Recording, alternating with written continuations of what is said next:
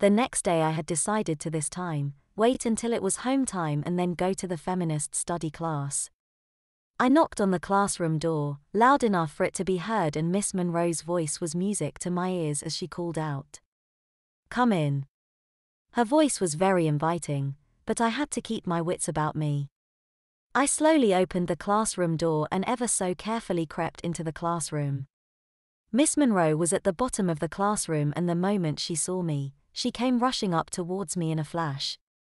"How dare you come back in here again, boy, especially after I had warned you not to do so."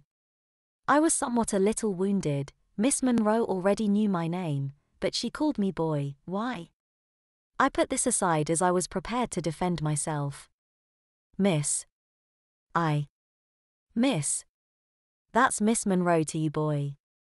I came here to apologize for what I did yesterday, Miss Monroe. I am truly sorry. I humbly and truly apologize, Miss Monroe." Even though it was utterly below me, I allowed myself to grovel before Miss Monroe, and oh how she loved it when I groveled before her. There was a big smile upon her face, but my groveling was not enough. In a way, I guess, I was being prepared for my mistress. "I am most truly and sincerely sorry, Miss Monroe, honest I am. I do have a most genuine reason for wanting to be part of your study class. Sadly, I have never been able to understand my mother's behavior, and in particular of the way she treated me and why." "Oh," remarked Miss Monroe in a slightly amused. "Why, in what way exactly has your mother been treating you?" Darn, I was not quite expecting to be asked that question. I had to think fast. "I would rather not say, Miss Monroe. It is quite personal. My mother had changed once my father had died. The way I was treated I just could not understand. That is why I so wish to very much take up being a part of your class, Miss Monroe, to help me best understand my mother and why she has treated me in the way she has." That was by far my smartest answer, but Miss Monroe was not convinced. This was very upsetting to me. Then I did something that I did not plan to do and would never do, at all. I cried. "I had to leave home because of the way my mother has treated me, Miss Monroe. I have not spoken to her or seen her now in a long while. Oh, to my shame," I cried like a baby. Miss Monroe just dug deep into her handbag and took out a frilly laced handkerchief, but she said to me in a slightly sympathetic tone of voice, "Ah, you poor boy. You can tell me what your mother did to you. I will understand, I promise."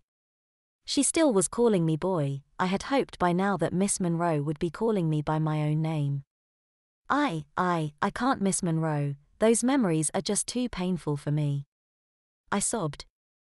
In truth, those memories were more shameful than anything else, but they were painful too, and I had this bad feeling that Miss Monroe had already suspected just in exactly which way my mother had treated me. "Ah, I am so sorry to hear that, Marvin, I really am. My God. Did she just call me by my name?" But just as I was about to get my hopes up, Miss Monroe knocked them down.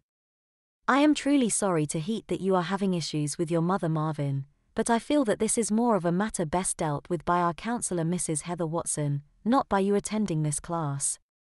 I shall, as a favor to you, put in a word for you and ask her to make an appointment to see you as soon as possible."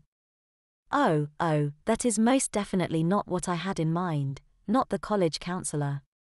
But what could I say but, "Thank you, Miss Monroe, I am most grateful of that. But I would much prefer to trust you, Miss Monroe. You are after all an expert in the affairs of the mind and attitudes of my mother." That was bound to win Miss Monroe over to convince her to let me be a part of her class. But Miss Monroe expertly crushed my ego like the insignificant bug that it was. "Nonsense, my dear. Mrs. Watson is an expert counselor more than qualified to be able to help you out with your problem, Marvin. I do thank you for at least telling me in part your problem and your reason why you want to be part of my class, but believe me, Marvin, what you need is counseling, not lessons in my class."